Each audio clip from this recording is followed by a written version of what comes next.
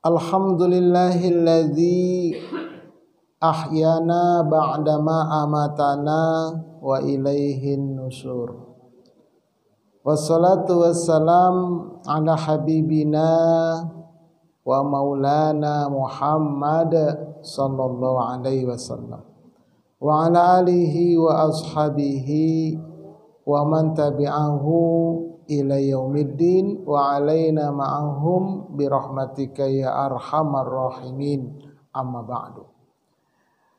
Pertama dan paling utama, tiada kata yang pantas untuk kita ungkapkan pada pagi hari yang sejuk ini kecuali puji dan syukur kehadirat Allah Subhanahu wa ta'ala dengan melafazkan kalimat hamdalah alhamdulillahi rabbil alamin.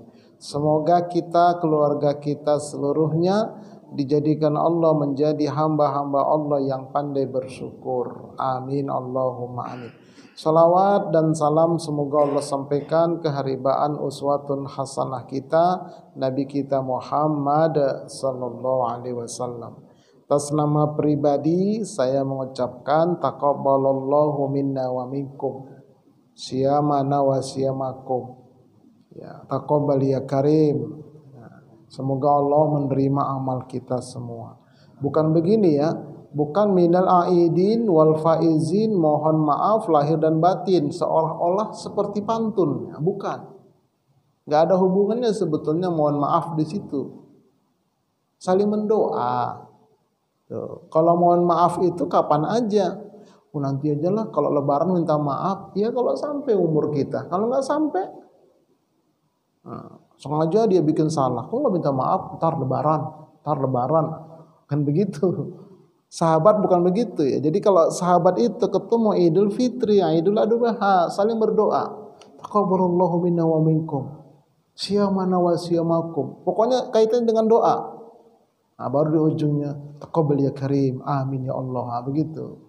Saling mendoa. Gitu ya. Nah, tapi ya mudah-mudahan kita saling memaafkan. Nah, itu aja. Baik, Bapak Ibu sekalian, seperti biasa saya punya majelis studi dakwah Terapan Center. Ya, majelis studi dakwah Terapan.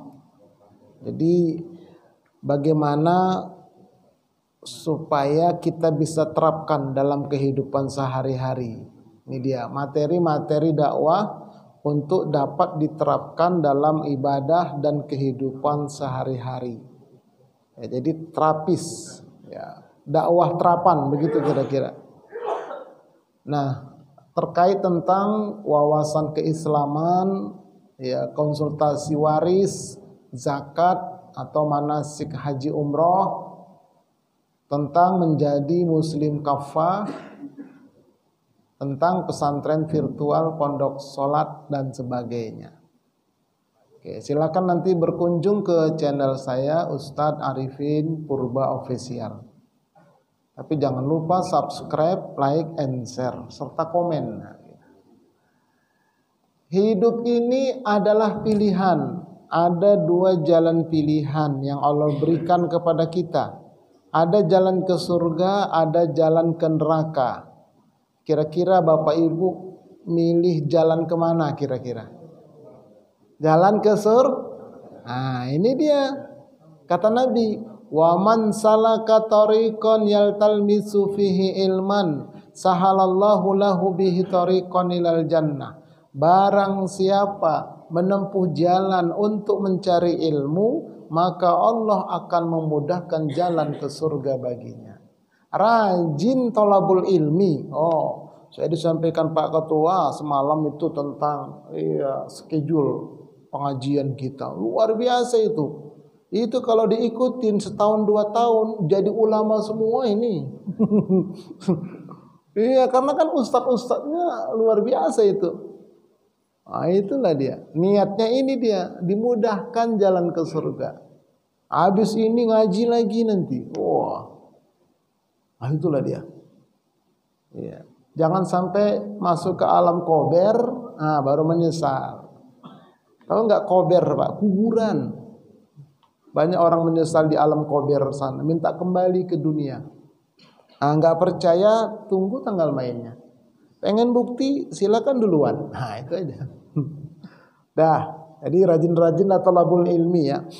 Baik, kita akan lihat untuk kita renungkan. Qila li Bisrin al-Hafi anna qauman yata'abbaduna fi Ramadan wa yajtahiduna fil a'mal fa idzan salakha taraku qala bi'sal qaumi qaumun la ya'rifunallaha illa fi Ramadan. Pernah ditanya kepada Bisr al-Hafi, ini jamaah nanya kepada ustadznya ini, bahwasanya ada sebuah kaum yang hanya beribadah pada bulan Ramadan dan sungguh-sungguh dalam beramal. Ketika Ramadan itu berakhir, mereka pun meninggalkan amal tersebut. Maka Bisr mengatakan, seburuk-buruknya kaum adalah mereka yang tidak mengenal Allah kecuali hanya di bulan Ramadan. Disebutkan dalam Miftahul Afkar juz 2 halaman 283. Ketika Ramadan luar biasa. Siangnya puasa, malamnya qiyamul Ramadan, tambah lagi nanti malam qiyamul lail. Belum baca Quran, ada yang 5 kali khatam. Belum infak zakat sedekah, belum iktikaf 10 hari Ramadan. Tapi begitu Ramadan berlalu, berhenti semua itu. Alamak, cemana lah itu. Wah, di sini mah enggak ya Pak Ketua ya. Apa enggak beda apa ya? Itu dia masalahnya.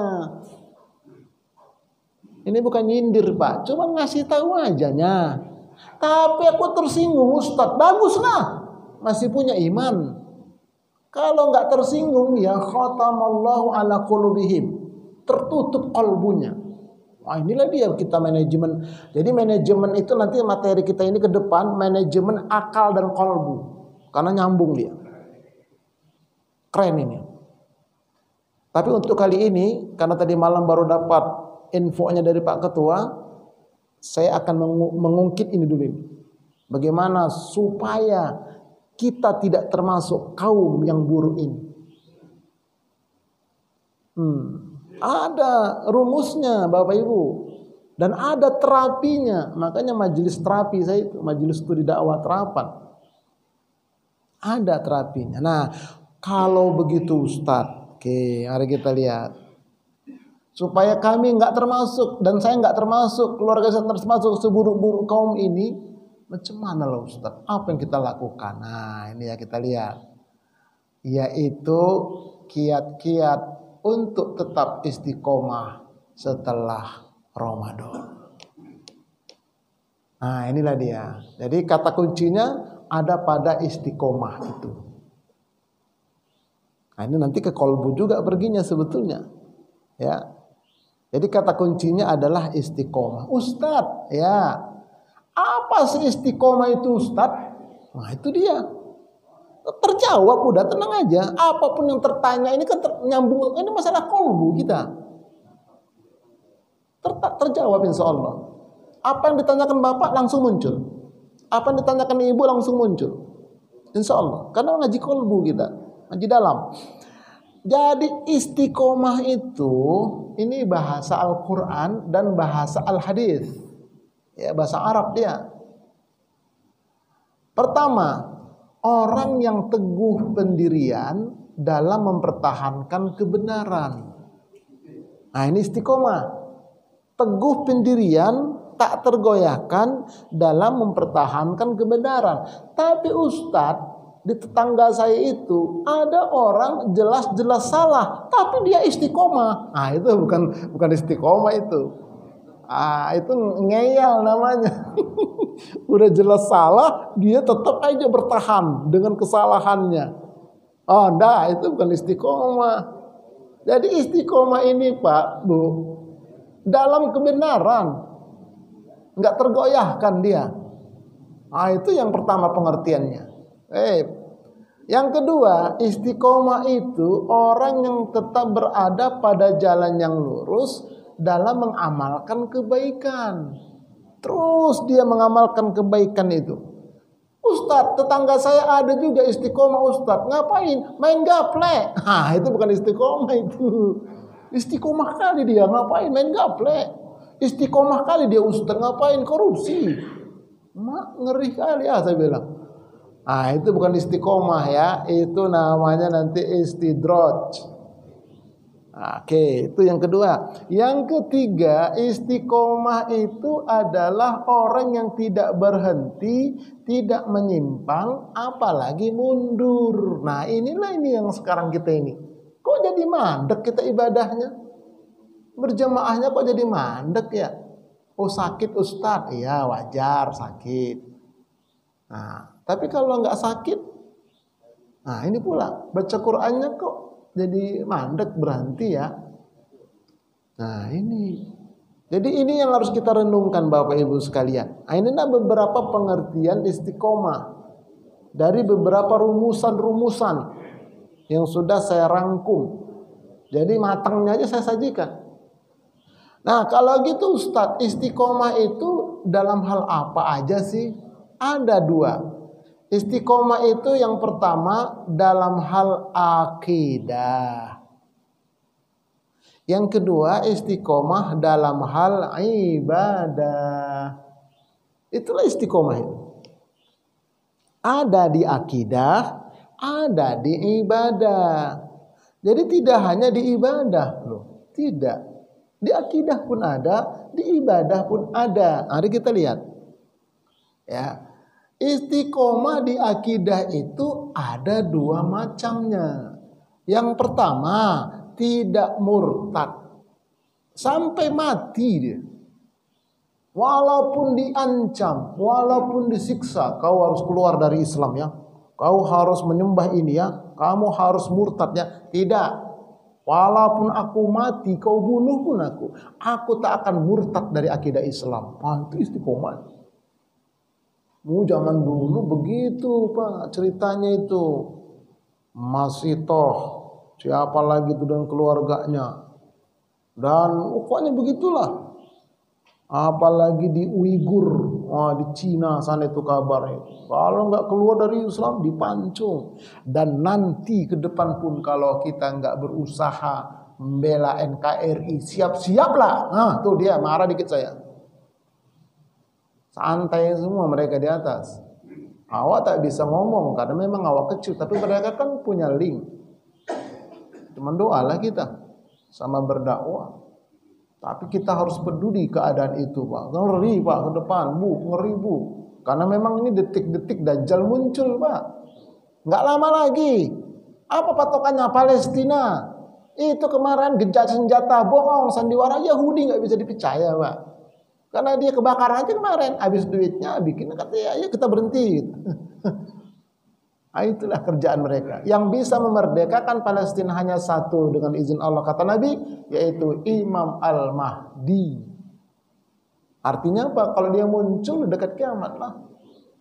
Nah, tapi dia berbarangan munculnya sama Dajjal. Barang-barang itu. Tapi sebelum mereka muncul, turun dulu meteor.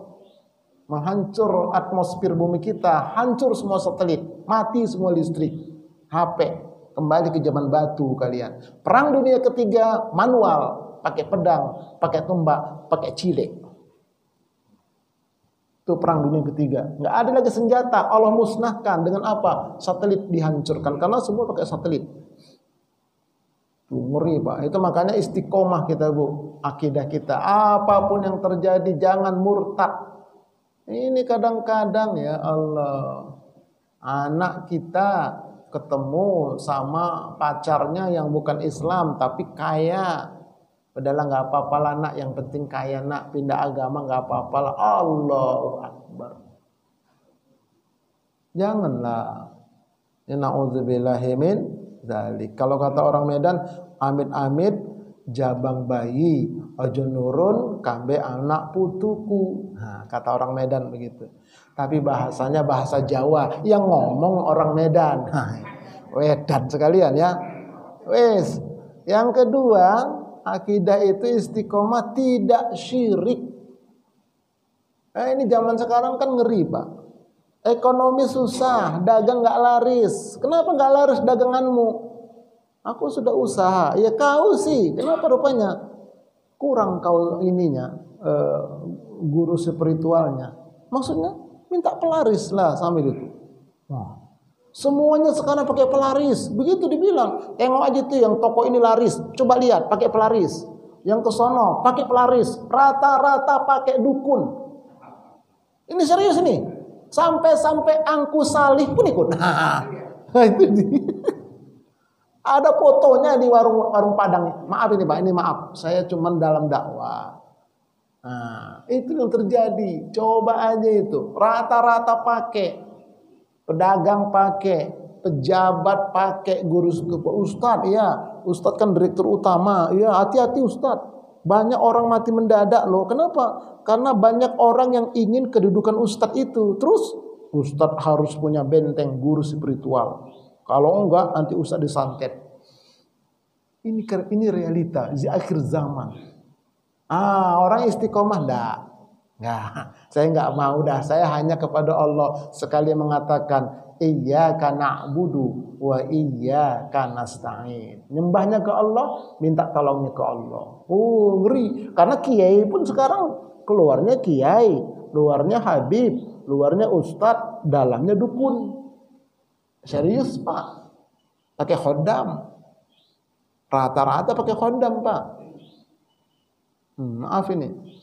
Saya buka di sini, tapi saya bukan nantangin ya. Nanti kalau gitu Ustaz saya tes bukan untuk ngetes hati-hati Pak, terbalik pula dia kan.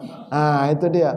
Yang kedua, istiqomah dalam ibadah, yaitu menjalankan perintah Allah. Ada dua macam perintah, ada perintah wajib, ada perintah sunnah.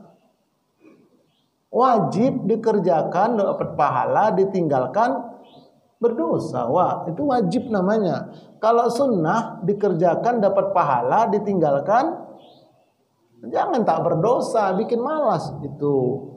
Sunnah dikerjakan dapat pahala, ditinggalkan rugilah dia.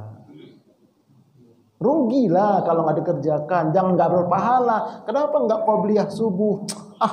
Sunnah ini ngapain lah? Nggak berdosa kan? Ya memang nggak berdosa. Tapi rugi Pak, rugi Bu, karena pahalanya lebih daripada seisi langit dan bumi. Itu jadi pengertian sunnah tuh begitu tuh, dikerjakan dapat pahala, kalau tak dikerjakan rugilah dia. Itu namanya sunnah itu, bukan nggak apa-apa, bukan. Itu istiqomah dia Pak. Menjalankan perintah, tapi sekaligus istiqomah meninggalkan larangan Allah. Ada 4 macam. Larangan haram, lawan dari wajib. Larangan makruh, lawan dari sunnah. Larangan subhat. Ini subhat ini dikatakan halal, tidak. Dikatakan haram, tidak. Jadi tengah-tengah dia, tapi wajib ditinggalkan. Kata Nabi, wajib ditinggalkan. Fama waqa'a fi subhati waqa'a fil harami. Siapa yang mengerjakan subhat-subhat, maka dia akan terjerumus pada perbuatan haram. Contohnya apa Ustaz? Bapak Ibu dapat uang 100.000 di parkiran. Tak ada orang nih, rezeki bukan rezeki itu. Jangan dibawa pulang untuk anak istri, tak boleh Pak. Lalu bagaimana? Masukkan ke kotak infak, ya Allah kembalikan pahalanya kepada yang punya. Bapak pun dapat pahala kayak begitu. Begitu namanya subhat. Ini enggak sengaja uang korupsi dibawa pulang. Itu haram lah itu. Tuh ya, baru yang bid'ah. Ini juga larangan, wajib ditinggalkan. Ustadz, bid'ah itu kan bukan hukum Ustadz. Bukan haram, bukan makruh. Memang bukan. Nggak ada hukum bid'ah itu haram, nggak ada. Sama seperti ar-rashi wal murtasi, suap menyuap, itu nggak ada hukumnya haram. Tidak ada satu ayat Tidak ada satu hadis yang mengatakan sogok menyogok itu haram. Nggak ada. Yang ada adalah neraka. Nah itu pula dia. Arosi wal murtasi finar. Langsung nggak pakai haram, langsung lempar. Begitupun bid'ah. Kullu bid'atin dolalatun wa kullu dolalatin finari. Setiap yang bid'ah adalah sesat. Setiap yang sesat karena bid'ah adalah di neraka. Apa itu bid'ah, Ustaz? Bid'ah itu amalan-amalan yang mirip-mirip kayak ibadah, tapi nggak ada sumbernya dalam syariat. Mirip persis KW 01. Wah, KW berapa itu ya? Bukan KW 1 lagi, KW itu pokoknya mirip banget, persis. Nggak ada bedanya. Nah, dikerjakan oleh ustadz pula dia. Nah, tapi bid'ah ternyata. Dan ini yang disukain sama setan. Setan itu lebih takut orang mabok daripada orang main mengamalkan bid'ah. Kenapa? Kalau orang mabok, dalam kolbunya itu berasa, saya ini salah, nanti tobat. Tapi kalau bid'ah, nggak ada rasa salah. Itu kata ulama begitu. Nah, kalau begitu Ustadz, nah makanya nanti ada materi bid'ah. Ya, ada materi bid'ah. Bid'ah ini wajib dipelajari, diketahui, dipahami, lalu ditinggalkan. Bukan untuk dituduh-tuduhkan. Ente bid'ah ya. Itu sesat, yang nuduh itu sesat. Bukan untuk dituduh-tuduhkan bid'ah. Tapi sebagian sekarang ada orang menuduh-nuduh orang bid'ah dengan konsep dia, nggak boleh. Nah, itu ditinggalkan. Nah itu ya. Jadi ini larangan. Inilah namanya istiqomah akidah, istiqomah ibadah. Saya nggak membahas ini secara panjang lebar. Nanti lihat aja di YouTube saya, ada itu semua insya Allah. Nah, tapi kita akan bahas nanti terapinya. Terapi istiqomah. Sebelum masuk kepada terapi istiqomah, apa sih keutamaannya kalau kita istiqomah? 1, dihilangkan rasa takut dalam kolbu kita, dihilangkan duka cita, dan dijanjikan surga. Ini dalilnya. A'udzubillahi minasyaitonirrajim. Innal ladzina qalu rabbunallahu tsumma istaqamu tatanazzalu alaihimul malaikah alla takhafu wa la tahzanu wa abshiru bil jannati allati kuntum tu'adun. Sesungguhnya orang-orang yang mengatakan Tuhan kami ialah Allah, kemudian mereka istiqomah. Nah, itu dia. Maka malaikat akan turun kepada mereka dengan mengatakan, hai orang yang istiqomah, janganlah kamu merasa takut karena kami jaga. Nggak ada yang bisa mencelakakan kalian di makhluk di alam ini, nggak ada yang bisa karena kami diperintahkan Allah menjaga kalian. Jangan takut, itu kata malaikat, banyak malaikatnya. Dan janganlah kamu merasa duka, ya, jangan sedih hati, jangan khawatir, jangan bersedih. Dan bergembiralah kamu dengan memperoleh surga yang telah dijanjikan untuk kalian. Nah, jadi orang istiqomah itu dijaga oleh Allah. Nggak ada takutnya dia, karena udah istiqomah. Tapi benar istiqomahnya ya, istiqomahnya benar. Nggak ada takutnya Bapak Ibu sekalian. Oh nanti kamu saya santet ya. Di istiqomah menyembah berlindungnya hanya Allah. Ya saya hanya berserah kepada Allah. Tak ada sedikit pun gentarnya, itu selamat itu. Tapi kalau dia, enggak ya, gitu kena itu. Oh saya disantet nih, saya diancam nih, kena itu. Tapi kalau enggak ada sedikit pun gentarnya, dia pasrah tawakal kepada Allah, istiqomah full, bulat, enggak peang, bulat, selamat. Karena malaikat turun. Nah ini pernah lah Pak, pengalaman pribadi saya ini sedikit maaf ya. Saya pernah dulu sama kawan-kawan, diajaklah berempat kami. Pak Ustadz, iya Pak Ustadz harus diisi nih badannya, kalau enggak nanti disantet orang. Maksudnya apa sih? Ayolah, saya punya kenalan kiai harismatik. Di mana? Daerah sana, luar Jakarta. Pokoknya luar Jakarta lah, enggak usah sebut daerah. Berangkatlah kami. Janji tak nginap, ternyata nginap. Kenapa? Jam 1 malam dibuatlah ritual mandi kembang tengah malam. Jadi ada lagunya itu, mandi kembang tengah malam, jangan kau lakukan. Itu saya lakukan, Pak. Siapa yang nyanyi tadi itu? Caca Handika. Saya amalkan itu, Pak. Kenapa? Ingin nguji saya, ingin ngetes saya. Mandi kembang lah kami tengah malam. Pakai kain kemben, Bu, kain sarung begitu. Duduklah di karpet yang dibikin bulat dia. Ada gentong besar, pakai kembang macam-macam, pakai gayung dari batok itu sama kiainya. Satu orang, silakan dimandikan. Oh, masuklah ilmu kehadiran. Yang kedua masuk, yang ketiga pas giliran saya yang keempat. Pak Purba, iya masuk, duduk. Nah, dimandikan. Bagaimana Pak Purba? Udah masuk? Belum Pak Kiai, dingin doang. Nah, sekali lagi. Sampai ini dingin banget Pak. Daerah sana kan dingin. Udah masuk? Belum Pak Kiai. Ini Pak Purba kurang yakin nampaknya ini. Justru saya yakinlah saya datang kemari Pak Kiai. Lalu bagaimana kira-kira yakinnya Pak Purba? Begini Pak Kiai. Ya Allah, kalau yang saya lakukan ini sesuai dengan syariat-Mu, tolong mudahkan. Tapi kalau tidak sesuai, lindungin hamba ya Allah. Enggak boleh begitu Pak Purba. Lalu bagaimana? Pak Purba yakinnya harus sama saya 100%. Wah begitu Pak. Itu kedukun itu begitu, harus yakin sama dia. Makanya dapat.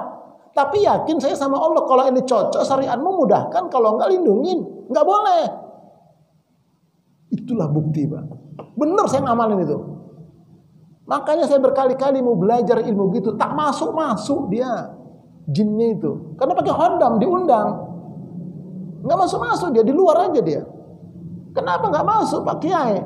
Ustadz yakinnya enggak benar. Loh bagaimana enggak benar? Saya yakin kepada Allah. Kalau memang ini syariat susu, enggak boleh, harus yakin kepada saya. Begitulah Pak. Ya, saya kasih tahu di sini.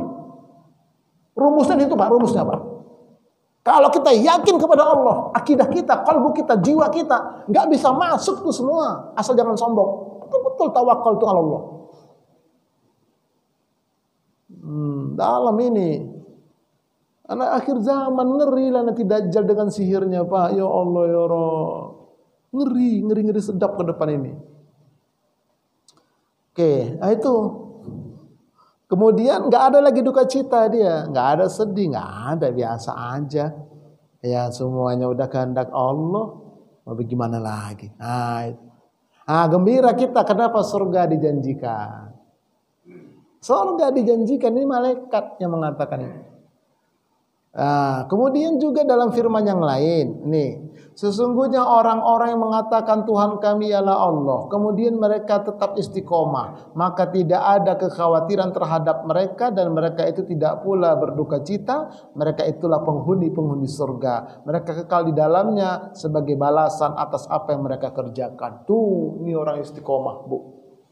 Ayo istiqomah akidah kita, istiqomah ibadah kita. Caranya macam mana Ustadz? Ini yang penting. Nih terapinya ini nih. Cara ampuh ini. Ayo kita amalkan yuk.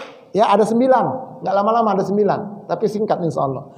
1. Paksakan diri kita untuk selalu membaca Al-Quran setiap hari. Walaupun 1 halaman. Kalau gak bisa 1 ain pun jadilah. Karena kata Allah, katakan Nabi Muhammad, Ruhul Kudus atau Jibril itu menurunkan Al-Quran untuk itu dari Rabbmu dengan benar, untuk mengokohkan jiwa orang-orang yang beriman dan menjadi petunjuk serta kabar gembira bagi orang-orang yang berserah diri kepada Allah. Jadi mengokohkan jiwa kalau kita baca. Sering baca kita, jiwa kita kuat. Nah akhirnya kita istiqomah akidah kita. Tiada hari tanpa baca Quran, Bapak Ibu. Jangan hanya Ramadan 5 kali khatam. Habis itu tutup Quran sampai Ramadan depan lagi. Jangan. Buka Quran, paksakan. Makanya ada doa, Allahumma paksain ya Allah tuh. Tapi maksa diri kita sendiri ya. Jangan paksa orang lain. Karena Allah tidak akan merubah nasib ke satu kaum kecuali kaum itu yang mau merubah dirinya sendiri, Bu. Kalau kita tak mau, tak jadi. Kalau kita mau, Allah tunjuki. Paksakan, paksain. belum baca Quran. Baca Quran, ambil Quran, baca. Satu halaman, gak usah bolak-balik, satu halaman aja. Tapi rutin, tandain. Boleh nggak Ustaz dilipat? Boleh. Bikin talinya, bikin lipatnya sebelah kanan. Nggak apa-apa. Oh jangan Ustaz, kenapa? Aku punya Quran bersih banget, nggak ada lipatan. Pokoknya bersih Ustaz, masih disampul lagi. Iya nggak pernah dibaca. Untuk apa jadi panjangan? Itu paksakan ya Bu, Pak, paksakan. Ajak anak keluarga kita, ayo baca Quran. Walaupun nggak ngerti artinya sambil belajar kita. Di sini kan ada programnya. Masya Allah. Yang kedua, paksakan diri kita untuk selalu sholat di awal waktu, apalagi berjamaah. Sesungguhnya orang-orang beriman itu adalah mereka yang apabila disebut nama Allah azan, gemetar jiwa mereka. Allahu Akbar, Allahu Akbar. Ya Allah, sudah masuk waktu rupanya. Segera tutup toko, tutup warung, tutup tempat jahit, tutup semua. Iya. Pasti tutuplah beliau, ya kan? Begitu azan, tutup semua. Tutup laptop, tutup HP, tutup TikTok, tutup semua. Siap-siap. Kalau bisa di awal waktu, apalagi berjamaah. Paksakan itu. Kalau nggak dipaksakan nggak bisa. Ya kita maksa ya Allah. Walaupun pertama terpaksa nggak apa-apa. Nanti Allah bimbing nanti jadi ikhlas. Allah bimbing. Tapi dimulain. Semua itu dimulain kok. Mulai aja dulu. Kan begitu istilahnya. Jalan aja dulu. Nanti kalau sudah berjalan Allah kasih nanti petunjuknya. Mulain aja lah. Apa aja dimulain aja. Jangan nunggu-nunggu. Setrikaan jangan nunggu-nunggu. Sedikit jangan Bu. Nanti udah numpuk repot Ibu. Kok tahu Ustaz? Begitu di rumah. Tukang jahit apa lagi tukang jahit? Udah masuk 1. Tunggu dulu belum ada lagi. Itu masuk 50. Repot kan? Masuk 1 kerjain. Permak 1 kerjain. Kok tahu Ustaz? Kan 1 profesi kita. Saya gini-gini Pak, ya punya juga saya usaha Purba Tailor. Itu dia. Waktu di pondok saya itu nyahit juga. Waktu kuliah S1 saya jahit. Iya, pagi saya kuliah, siang saya jahit, malam saya ngajar. Saya nggak ngontrak. Kenapa? Tinggal di tempat tukang jahit. Itu. Itulah dia. Jadi begitu Bapak Ibu sekalian. Paksain, ya jangan nggak dipaksain. Nah yang ketiga, rajin-rajinlah mendengarkan tausiah. Wa dzakir fa inna dzikra tanfa'ul mu'minin. Dan berilah peringatan atau tausiah karena sesungguhnya tausiah itu bermanfaat bagi orang beriman. Ini tausiah. Tapi yang betul-betul tausiah ya, yang menyentuh akal dan kalbu. Nah, itu nanti tema besar kita ke depan. Asik itu Pak, karena kita pakai slide nanti nampak itu akal itu gimana, kolbu itu ada berapa lapis, gitu. Ternyata kolbu itu ada 3 lapis, masing-masing lapis punya kamar, masing-masing kamar punya kamar, di kamar-kamar ada isi-isinya, ada yang baik-baik, ada yang cakep Pak. Itu nanti kita kolbu, insyaallah ya. Oke, baik. Jadi rajin-rajin dengarkan tausiah. Ada pengajian, datang begitu. Baik offline kayak begini ataupun melalui sosial media yang kita kenal. Ini siapa ini? Ustaz Purba yang tadi malam. Iya. Ini ada materinya begitu. Karena di YouTube saya begini modelnya. Kebanyakan pakai PowerPoint. Walaupun kata orang nggak punya power, nggak punya poin, terserahlah. Yang penting saya pakai PowerPoint. Oke ya. Baik, yang keempat, perbanyak zikir la ilaha illallah. Ini pula ya. Ada hadis mengatakan, jadidu imanakum, perbaharui iman kalian. Kata Nabi, ada yang bertanya, ya Rasulullah, bagaimanalah caranya kami memperbaharui iman kami? Nabi bersabda, perbanyak zikir, la ilaha illallah. Aksiru min qawli, la ilaha illallah. Nah ini, jadi perbanyak zikir, la ilaha illallah. Kan udah kita sampaikan. Caranya yang singkat, yang simpelnya itu tarik dari kolbu, tarik dari akal. La ilaha illallah. Tidak ada ilah, enggak ada Tuhan yang disembah. Di kolbu kita bersihin. Di akal kita bersihin. Bersih baru masukkan hanya Allah tempat menyembah. La ilaha illallah, tidak ada Tuhan tempat meminta, hanya Allah Tuhan tempat meminta. Begitu. La ilaha illallah, tidak ada Tuhan tempat berlindung, hanya Allah tempat berlindung. Begitu. La ilaha illallah, tidak ada Tuhan menggantungkan harapan, hanya Allah tempat menggantungkan harapan. Begitu semuanya sampai 100. La ilaha illallah, la ilaha illallah, la ilaha illallah. Berisi dia. Jadi bukan sekedar la ilaha illallah udah keluar belum lontongnya. Nah, jangan begitu. Orang tahlilan kan begitu tuh. Lama banget tahlilnya belum keluar juga lontongnya tadi ya, gitu. Jangan. Tarik dia, keluarkan, masukkan. Makanya kata Nabi itu 100 kali habis subuh. Kalau nggak bisa dikodok.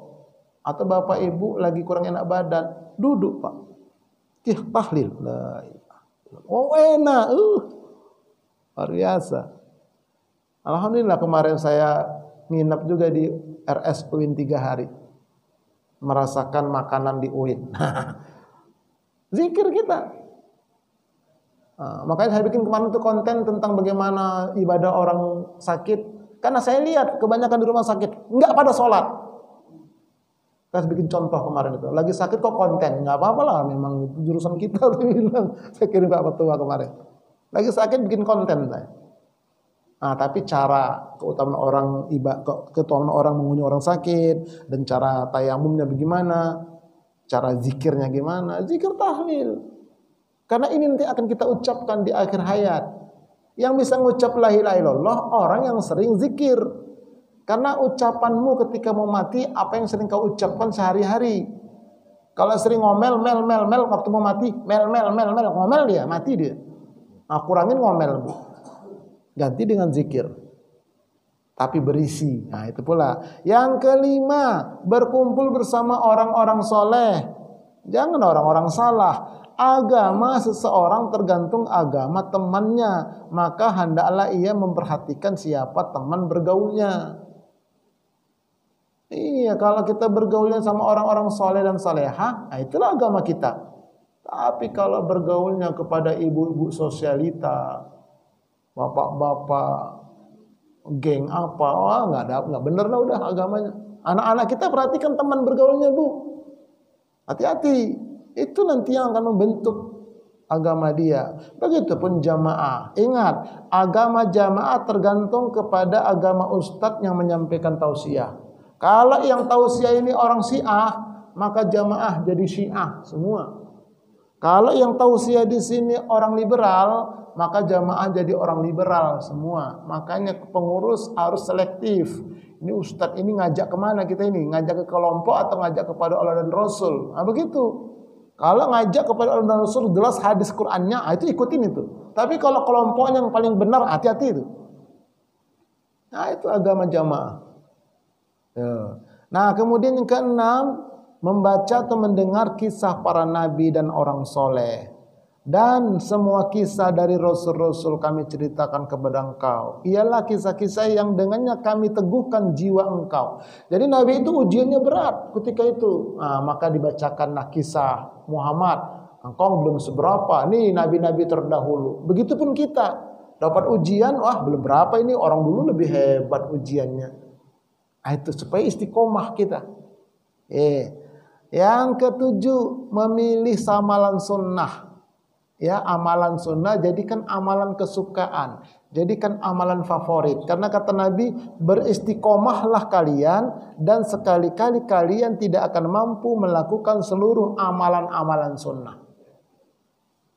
Suatu malam Rasulullah mendengar langkah Baqiyah, letak-letuk. Itu kayaknya di sana itu tinggi itu, apa di surga ya? Maka Rasulullah pun berdoa, wahai malaikat Jibril, tolong datang. Datang malaikat Jibril, bertanya, iya Jibril, itu suara apa? Kayaknya suara Baqiyah. Betul itu Muhammad, suara Baqiyah. Baqiyahnya siapa itu? Punyanya Bilal Muhammad. Punya Bilal? Iya. Luar biasa, orangnya masih di dunia, kok Baqiyahnya sudah sampai ke surga. Apa sih amalan dia? Kata Jibril, ya kau tanya sendirilah besok katanya. Baiklah. Nah besok pagi habis salat subuh, Nabi menghadap, ya Bilal, ta'al, wahai Bilal, sini dulu.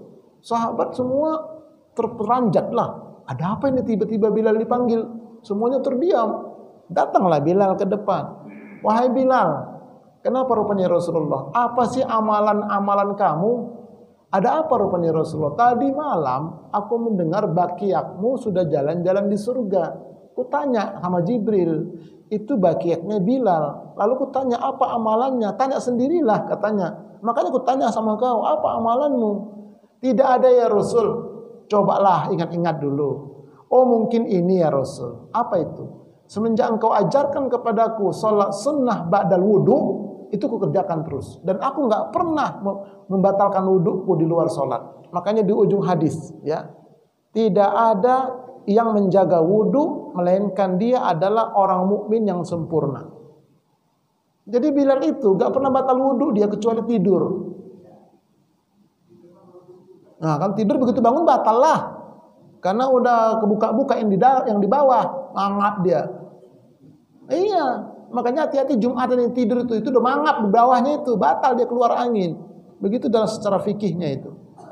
Nah, jadi begitu nanti jam 8 pagi dia batal, dia berwudu. Habis wudu dia salat sunnah wudu kapanpun.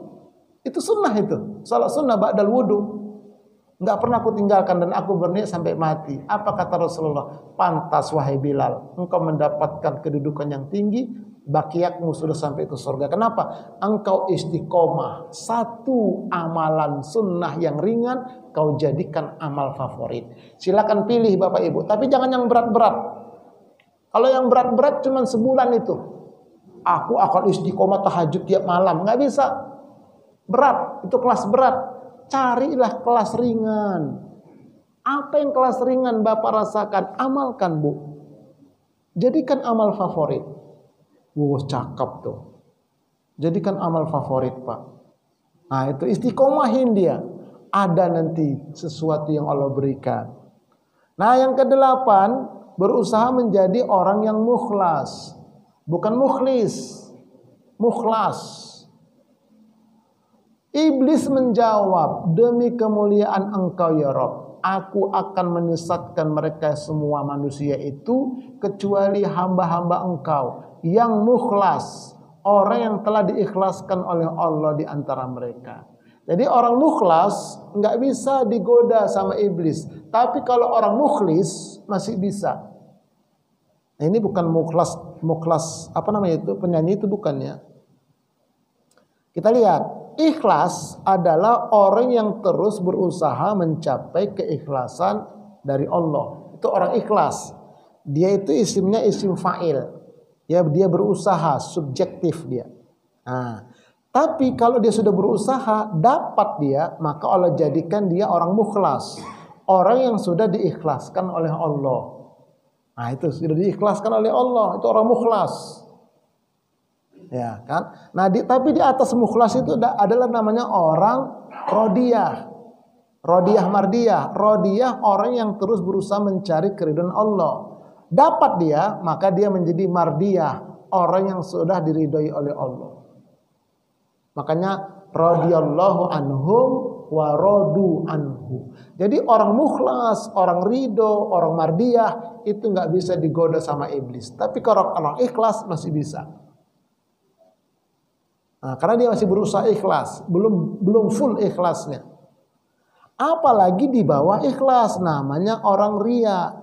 Riya itu adalah pamer, menjilat, riswah, sogok menyogok. Kalau nggak ada uang pelicin tak mau. Nah itu. Nah itu mulut manis supaya keluar sesuatu dari dia. Menjilat-jilat namanya.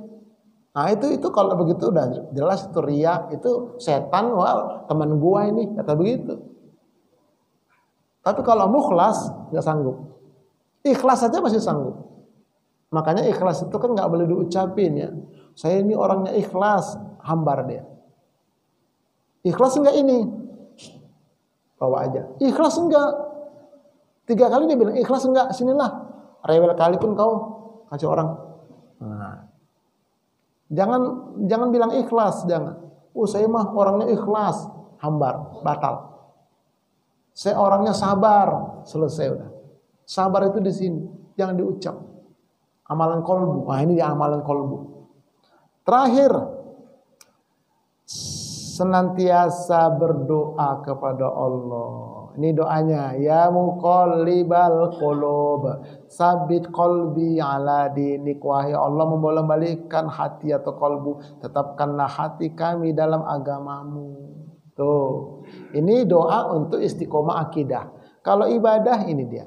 Ya Allahumma musarrifal qulub, sarrif qulubana ala ta'atik. Wahai Allah membolak-balikkan kolbu, tetapkanlah kolbu kami untuk mentaatimu. Nah itu. Jadi yang di atas doa untuk istiqomah akidah, yang di bawah doa istiqomah ibadah. Tambah lagi doa, Allahumma inni ala zikrika wa syukrika wa husni ibadatika. Nah, itu boleh. Allahumma inna nas'alukal huda wat tuqa. Boleh. Nah, boleh banyak-banyak doanya. Tuh, Bapak Ibu sekalian. Selesailah. Ngapain lama-lama? Lah. Gitulah. Enggak usah bertele-tele. BTL aja, batak tembak langsung aja, udah selesai, ada pertanyaan. Kalau enggak ada kita tutup. Ayo pertanyaan, Pak. Terdiam semua. Silakan Pak. Itu tadi mukhlis. Mukhlis itu adalah orang yang ikhlas. Masih subjektif dia, masih berusaha kita menjadi ikhlas. Ciri-cirinya orang yang sudah mukhlas sama mukhlis. Kalau mukhlis ini, saya bantu orang ini. Tiap bulan 1,5 juta. Jangan 500.000 Pak. Kecil, tapi 1,5 juta Pak. Iya, adik saya di Medan gak mau dikasih 500.000, 600.000 gak mau, 1,5 juta mau dia. Senang dia. Kita kasih tiap bulan Pak. Akhirnya dia bilang ke orang, Ustadz Purba baik memang orangnya, ngasih saya setiap bulan 1,5 juta. Tapi udah bertahun-tahun gak nambah-nambah. Saya dengar Pak. Saya dengar itu ucapan dia kepada orang-orang itu cerita sama saya. Saya bilang, ini orang gak ada terima kasihnya ini. Udahlah, bulan depan saya berhenti ya. Saya kealihkan ke yang lain. Saya gak marah. Saya alihkan ke yang lain. Masih ada yang butuh. Nah gitu. Nah, itu namanya masih mukhlis. Tapi kalau mukhlas, enggak. Dia cerita kemana-mana begitu. Saya dengar, tetap saya kasih. Orang bilang, kok Ustadz Purba kasih sama dia terus? Kan dia udah ngomong begitu. Saya memberi sama dia bukan karena omongan dia. Tapi saya mukhlas dari Allah semata-mata. Nah itu, nggak berubah dia. Mau dipuji, mau dicaci, tak berubah. Itu mukhlas. Bisa Pak ya? Enak kan? Itu ngaji kolbu loh. Banyak orang menerjemahkan ini artinya orang yang mukhlis. Enggak benar, mukhlas. Orang yang ikhlas. Belum tentu orang ikhlas tergoda masih ada godaan dia. Orang ikhlas. Tapi kalau orang mukhlas enggak berubah dia. Karena Allah dia. Sudah Allah yang bermain di sana. Berat Pak, ini ngaji dalam ini. Rasa-rasakanlah. Kalau kita masih berubah-ubah, masih mukhlis lah itu. Dalam membantu misalnya. Tapi kalau enggak berubah dia, tetap dia istiqomah, mukhlas lah. Tambah lagi nanti ridho, wah mantap lagi lah. Amalan wali itu ridho udah. Mardiyah, rodiyah, mardiyah. Gitu Pak ya, paham ya? Alhamdulillah. Ada satu lagi, silakan Pak Haji. Beda akidah dengan tauhid. Oke. Soalnya saya lihat tadi di akidah itu tidak ada istiqomah dalam bertauhid gitu. Maksudnya akidah dengan tauhid itu bedanya apa? Siap. Jadi gini. Nanti ini kan sekedar gambaran global ya. Jadi nanti itu ada urutannya akidah, iman, tauhid. Akidah untuk orang muslim, iman untuk orang mukmin, tauhid untuk orang mutakin. Itu nanti kalau lebih detail, lebih rinci lagi. Dan itu sudah saya sampaikan di YouTube saya. Nah, jadi istiqomah akidah itu nggak murtad dia. Nah, tapi nanti ada istiqomah tauhid, nggak syirik dia. Nah, gitu. Tauhid sama iman itu hampir mirip-mirip itu. Cuman tengah-tengah iman dia.